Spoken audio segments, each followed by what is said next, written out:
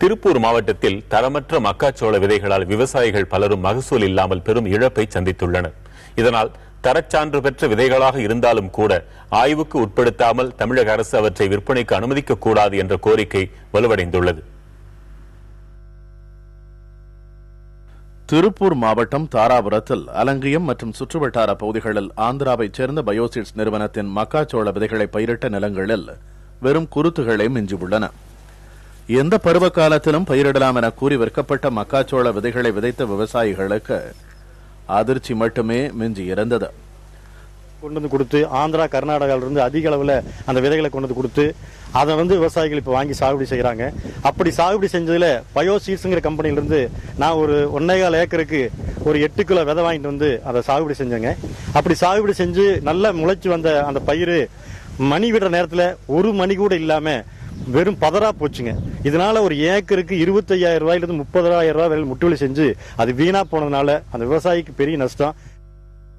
Tractor ஓட்டி பாத்தி எட்டி ஆளுக்குள் களை வெட்டி உரம் போட்டு தண்ணி பாய்ச்சு நம்ம லாஸுக்கு இந்த மாதிரிக்கு தான் நாங்கள் என்னதான் பண்ணுறதுங்க. வேற எந்த வழியும் கிடையாதுங்க. இதுக்கு அவங்க பார்த்து நடவடிக்கை எடுக்கணுங்க. அரசு பார்த்து எடுக்கணும். நம்ம பாதிப்புங்க, சரியான பாதிப்புங்க. போலி விதையை கொடுக்குறாங்க, போலி விதை கொடுக்குறாங்க. நான் நம்பி போய் காசு கொடுத்து வாங்கிட்டு வர்றோமுங்க. நம்பி போய் காசு கொடுத்து வாங்கிட்டு வந்து ஒன்றுனா காட்டு இந்த மாதிரி ஆயிடுதுங்க. இதே மாதிரிக்கு வருஷத்தில் 2 ஓவ் எடுக்கிறோம். 2 ஓவ் இதே மாதிரி போச்சுன்னா என்னதான் பண்றதுங்க, வேற வழியே கிடையாதுங்க.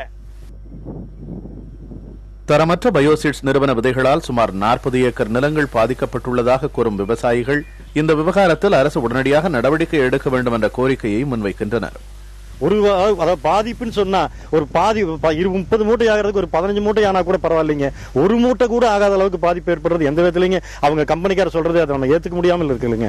அந்த விதையை ஆய்வு செய்யணும். அதாவது கர்நாடகா ஆந்திராவிலிருந்து வர்ற அந்த விதைகளை ஆய்வு செஞ்சு ஆய்வுக்கு உட்படுத்தி தாங்க தமிழ்நாட்டில் விற்பனைக்கு அனுமதிக்கணும்.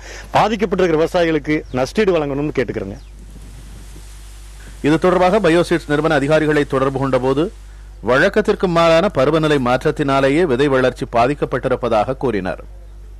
இந்த விவகாரம் குறித்து வேளாண் அதிகாரிகளை கேட்டபோது ஆய்வு மேற்கொண்ட பின்னர் உரிய தகவல் தெரிவிக்கப்படும் என கூறினர். புதிய தலைமுறைக்காக கார்த்திகேயன் மற்றும் சுரேஷ்குமார்.